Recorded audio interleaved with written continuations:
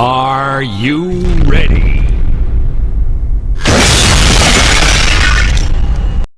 ચેનલની અંદર તમારું સ્વાગત છે.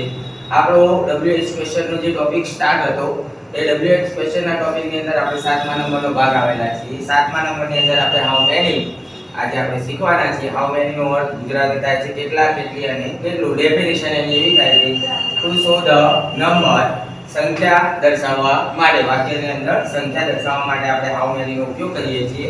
પ્રેઝન્ટ ટેન્સની અંદર જોઈએ આપણે તો હાઉ મેની થી પ્રશ્ન વાક્ય બનાવવાનું છે. એટલે આપણે શરૂઆતની અંદર આપણે હાઉ મેની મૂકવું પડશે. હાઉ મેની પછી જે સંખ્યા પછી નો જે શબ્દ છે એટલે જે સંખ્યા દર્શાવવા માટે વપરાય છે કેટલી પેન્સ, બરાબર છે, તો એ આપણે અહીંયા મૂકીશું હાઉ મેની પેન્સ. પછી અહીંયા આપણે જોવાનું કે ક્રિયાપદ છે એની પાછળ s હોય તો અહીંયા આપણે 10 મૂકવાનું. How many pens 10. પછી સબ્જેક્ટ એટલે કર્તા આવશે he અને પછી ક્રિયાપદનું મૂળ રૂપ પાય, છેલ્લે પ્રશ્નાર્થ ચિહ્ન. એવી રીતના પાસ્ટ ટેન્સ ની અંદર they took 5 books. તો how many books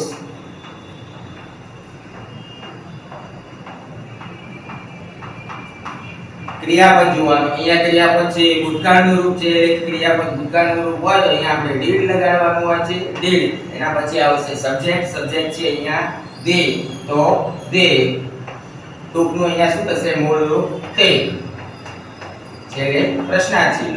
એવી રીતના ફ્યુચર ટેન્સ ની અંદર she will make 4 projects. so how many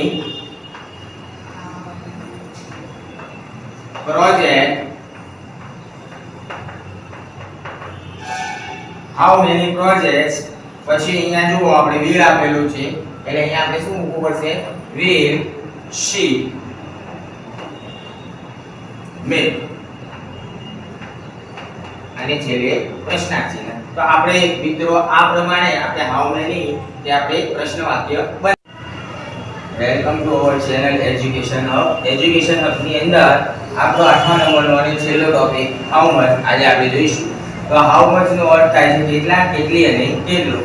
definition એની થાય છે to show the quantity. Quantity એટલે શું કહેવાય તો જથ્થો દર્શાવવા માટે. ક્વોન્ટિટી એટલે શું કહેવાય જથ્થો દર્શાવવા માટે. વાક્યની અંદર જથ્થો દર્શાવવા માટે આપણે હાઉ મચ થી આપણે પ્રશ્ન વાક્ય બનાવીશું. તો આપણે શરૂઆતની અંદર આપણે શું મૂકવાનું હોય તો હાઉ મચ મૂકવાનું છે. અહીંયા હાઉ મચ પછી અહીંયા જે જથ્થો દર્શાવતો શબ્દ a few છે અને એના પછી જે છે જેની વાત કરવામાં આવેલી છે કે દહીં, તો અહીંયા આપણે દહીં મૂકીશું. How much God. પછી અહીંયા આપણે જોવાનું કે ક્રિયાપદ છે એ વર્તમાન કાળનું છે એની પાછળ s કે es છે તો અહીંયા આપણે does મૂકવાનું રહેશે. How much God does.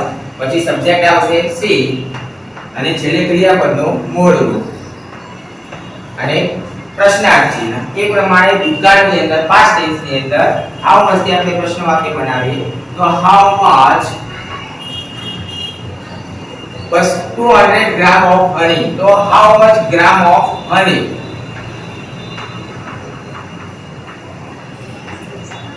અહીંયા જથ્થા પછીનો શબ્દ છે how much gram of honey. પછી અહીંયા ક્રિયાપદ જોઈએ આપણે કન્ટેન્ટ છે એ કન્ટેન્ટ છે એ ભૂતકાળનું છે તો અહીંયા આપણે did મૂકવાનું રહેશે did. પછી અહીંયા સબ્જેક્ટ ની અંદર અહીંયા the bottle છે તો આપણે the bottle મૂકવાનું રહેશે the bottle અને છેલ્લે ક્રિયાપદનું મૂળ રૂપ તો કન્ટેન્ટ અને પ્રશ્નાર્થ ચિહ્ન. તે પ્રમાણે ફ્યુચર ટેન્સ ની અંદર સેમ પ્રોસિજર હાઉ મચ. પછી અહીંયા જથ્થા દર્શાવવા પછીનો જે શબ્દ છે સુગર તો હાઉ મચ સુગર.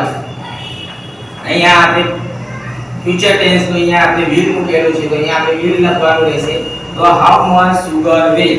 આઈ નું અહીંયા શું થઈ જશે you થઈ જશે you અને છેલ્લે આવશે if અને પ્રશ્નાર્થ ચિહ્ન.